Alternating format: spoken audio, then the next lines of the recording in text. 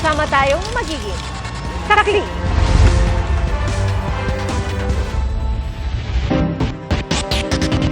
Mga kapuso, bago sa saksi, nagtamo ng 25 saksak ang isang babaeng natagpuan sa Las Piñas City at ang itinturong suspect sa pagpatay, ang kanyang asawa.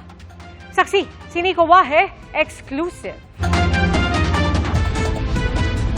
Nakahandusay sa damuhan at duguan ng babaeng ito ng datnan ng mga otoridad sa Las Piñas City tanghali kahapon. Ang biktima, 25 beses sinaksak, naitakbo pa sa ospital pero binawian din ng buhay. Kwento ng nakasaksing gwardiya sa lugar, may narinig siyang sumisigaw. Pagbabike ako sa aking area. Pagtapat ko po sa tent, may sumigaw na may babaeng sinasaksak. Lumingon ako. Paglingon ko, may isang lalaki doon na nagkatinginan kami. Agad daw niyang inireport sa pulis na malapit sa lugar. Pero napansin niya raw nakasunod niya rin ang lalaki. Nung nakita ko ng patakas siya, hinarang ko po yung bike ko. Kaso talagang magaling siyang umilag siyang ganon. Nakatakas ng tuluyan ng suspect pero nagkaroon daw ng person of interest ang Las Piñas Police nang may mag-text sa cellphone ng biktima. Nung ite-turn over ng SOCO yung cellphone, the cellphone pop out at nagsabi ang isang lalaki in the word goodbye. So nakita doon yung pangalan ng suspect. Ang message raw galing sa asawa ng biktima. Hindi pa nga raw noon alam ng mga pulis ang pagkakakilanlan ng babae hanggang may tumawag ng online shopping delivery rider sa cellphone ng biktima. Sinasabi na yung parcel na yon ay papunta dito sa biktima. Kaya doon namin na-identify sa pangalan yung biktima. Kinilala ang biktima na si Janeline Quinto na taga Pasay City. So we proceeded to Pasay. Pagdating naman doon, ay nandun si suspect. So initially, we conducted inquiry. Evasive siya sa questions. And when I ordered or nakiusap ako, natignan yung conversation, yung goodbye na-delete na eh. Nang dalhin sa presinto ang suspect, positibo siyang kinilala ng nakasaksing gwardya. Tumanggi magbigay ng pahayag ang suspect. Sa presinto, nagkaharap pa ang suspect saka ang nanay ng biktima.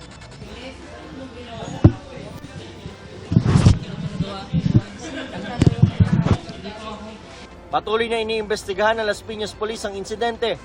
Selos ang isa sa tinitignan nilang motibo ng pagpatay. Parricide ang isasampang reklamo sa suspect. Para sa GMA Integrated News, Nico Wahe, ang inyong saksi. Isa pa ang bago sa saksi, nagkasunog sa residential area sa barangay Kabayanan sa San Juan. Sa hiwalay na sunog sa Pasig City naman, mahigit 100 pamilya ang naapektuhan. Saksi, si Rod Vega ng Super Radyo DZBB.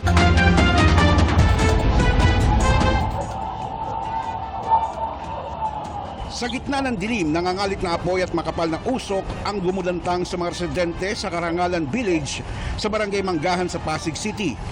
Tanawan sunog kahit sa malayo. Base sa inisyal na impormasyon ng Pasig City Fire Department, umabot sa ikatlong alarma ang sunog. Mahigit 100 bahay ang natupok. Mahigit namang 100 pamilya ang naapektuhan. Nasa 2 milyong pisong halaga ang pinsala sa ari-arian. Umabot naman sa second alarm ang sunog sa F. Manalo Street, Barangay Kabayanan sa San Juan City. Sumiklab ang sunog mag-aalas 5 ng hapon at naapula pagkatapos ng 1 oras. Walang naiulat na nasaktan o nasawi sa nasabing sunog. Patuloy ang isinasagawang investigasyon. Para sa GMA Integrated News, ako si Rod Vega ng Super Radyo DZBB, ang inyong saksi. Sinimula na ang pagpapatupad ng adjusted mall hours para hindi makatagdag sa mabigat na trapiko ngayong Christmas rush. Tuloy din ang pagsuy ng MMDA para matiyak na walang mga nakasagabal sa kalsada. Saksi, si Oscar Oida. Unang pinasadahan ng MMDA ang Tanasora Avenue sa Quezon City kaninang umaga. Pinaguhuli ang mga sakyang sagabal sa daan. Pagsapit ng hapon, mga sakyang nakaparada ng alanganin naman sa bahagi ng Endomingo, parteng Cubao sa Quezon City, ang pinunteriya. Pinagtitikitan ng mga ito katumbas ang 1,000 pisong multa. Sa may Endomingo pa rin, Tiket din ang inabot ng ilang sasakyang nakaparada sa tapat ng isang pet shop. Sa mismong bangketa na kasi sila nakaparada. Ang isang ito na iniwang unattended sa lugar, tuluyan ang hinatak sa may bahagi ng Gilmore Street. Sa may F Manalo naman sa San Juan, mga tricycle at motorsiklong unattended naman ang pinagdadampot. May mga humabol pa, pero huli na ang lahat. Hindi kasi nasa taas po kami. Inanaw lang po ako eh. Ay, nataw na po yan. Hindi na po natin pwede ibaba. Bawal po pumarada sa bangketa. Ang motor ba yan? Flat rate 1,000 plus yung violation ticket na 2,000. Ayon sa MMDA, pawang mabuhay lanes ang tinarget ng kanilang operasyon sa maghapon. Nagsisilbi itong alternatibong daan, lalo't inaasahang sisikip ang mga pangunahing daan sa dami ng mga magsisipagpuntahan sa mga mall ngayong Christmas season. Well, it's very crucial. Alam naman natin ang mga mabuhay lane, it was created to serve as an alternate route para sa mga motorista o mga kababayan natin na nais makiiwas sa medyo pabigat na traffic. Let's say, for example, sa C5, EDSA, Quezon Avenue. Kahapon, sinimulan na ang pagpapatupad ng adjusted hours na operasyon ng mga mall sa Metro Manila. 11 a.m. hanggang 11 p.m. ang mall hours. Hangad nito na iiwas ang oras sa pagbubukas ng mga mall sa rush hour para di gaanong makadagdag sa pagbigat ng daloy ng trapiko. Yesterday po, kagabi at around 10 p.m., pinasadaan po namin ang EDSA. Makikita naman po namin na maayos. Still, up to now, no, manageable ang traffic. Visible po ang ating mga enforcers. And the traffic is moving naman po siya. Paalala ng MMDA sa publiko, planuhing maigi ang mga lakad ng pamilya at hanggang maaari, mag-isang sasakyan na lang kung pare-pareho lang din naman ang pupuntahan. Para sa GMA Integrated News, Oscar Oid ang inyong saksi!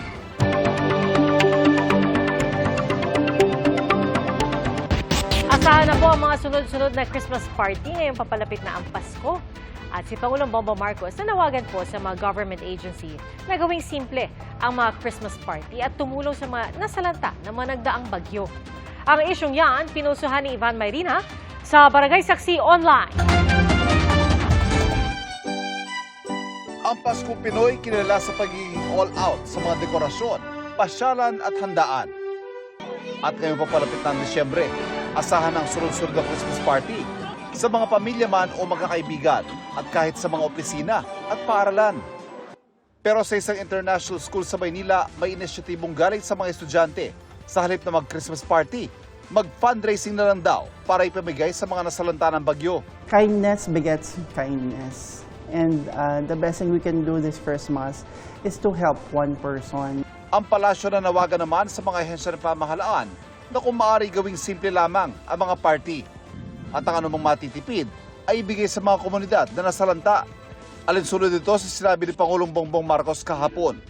Bilang pagtalima, agad naglabas ng memorandum ang Department of Education kaugnay sa simpleng Christmas celebration sa lahat ng kanilang opisina at eskwelahan para makapagbigay ng donasyon sa mga napinsala ng kalamidad.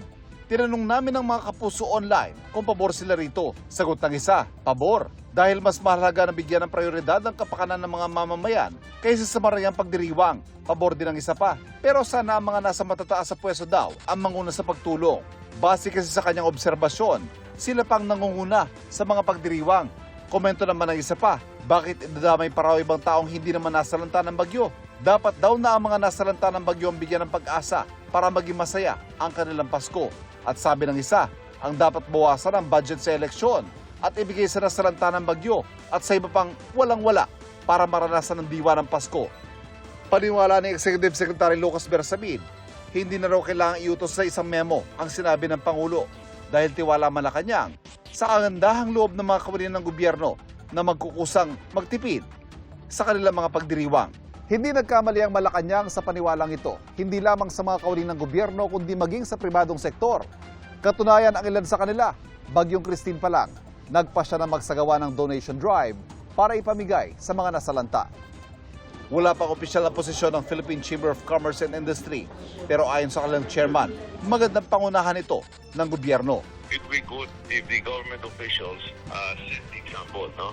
We know very well that they have their own discretionary fund and they would say, okay, we will also give so much for this calamity. That would be nice, and it would be good for the private sector to be inspired by what our government and legislators are doing. Para sa GMA Integrated News, Ivan Mayrina ang inyong saksi. Mga kapuso, maging una sa saksi.